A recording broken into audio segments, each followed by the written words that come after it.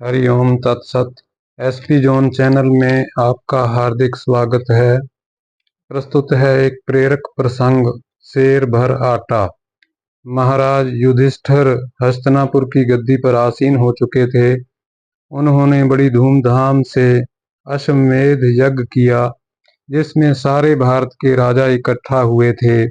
समूचे देश में घोषणा कर दी गई थी कि जो भी दीन, दरिद्र और ब्राह्मण दान लेना चाहें, वे इस यज्ञशाला में आकर दान ग्रहण कर सकते हैं। दल के दल लोग आकर दान ले जा रहे थे। इस प्रकार शास्त्रोक्त रीति से और सुचारू रूप से यज्ञ संपन्न हुआ। यज्ञ के अंतिम दिन अचानक एक बड़ा सा नेवला यज्ञशाला के बीच में आ खड़ा हुआ और उपस्थित लोगों की ओर देखता हुआ ठहाका मारकर हंसने लगा।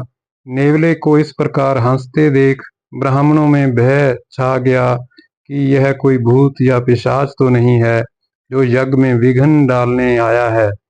नेवले का रूप अनूठा था। उसका आधा शरीर सुनहरा था और आधा शरीर साधारण नेवले का था।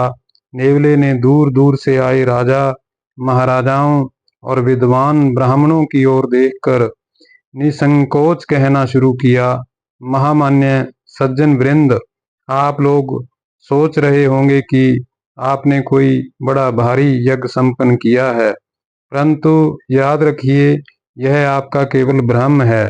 इससे पहले एक बार महान यज्ञ हो चुका है, जिसमें कुरुक्षेत्र में रहने वाले एक गरीब ब्राह्मण ने केवल एक सेर आटा अतिथि को दान में दिया था। इस यज्ञ में दिया गया अपार दान उस गरीब ब्राह्मण द्वारा दिए गए एक सेर आटे के दान की बराबरी नहीं कर सकता। अतः मैं आप सब लोगों को चेतावनी देता हूँ कि इसमें दिए गए दान का अपने मन में गर्व ना कीजिएगा।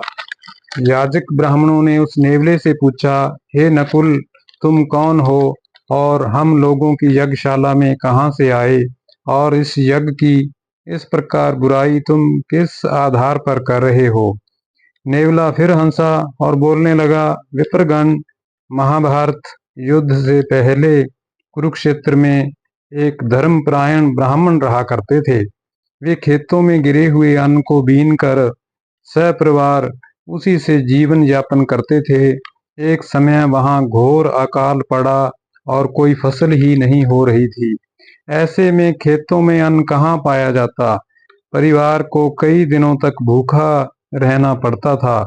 एक दिन परिवार के चारों जन बहुत घूम फिर कर सेर भर ज्वार के दाने इकट्ठे कर पाए।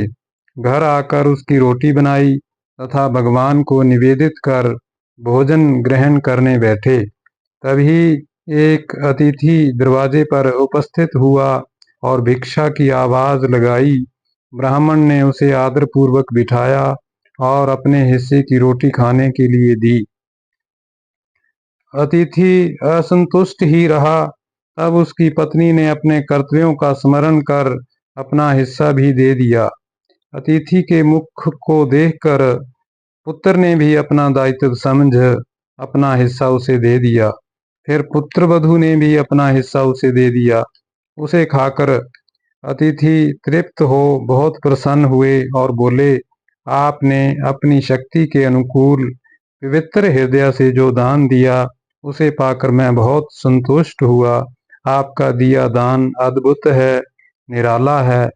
सैकड़ों राजसु यज्ञ और अश्वमेध यज्ञ भी आपके इस दान की बराबरी नहीं कर सकेंगे।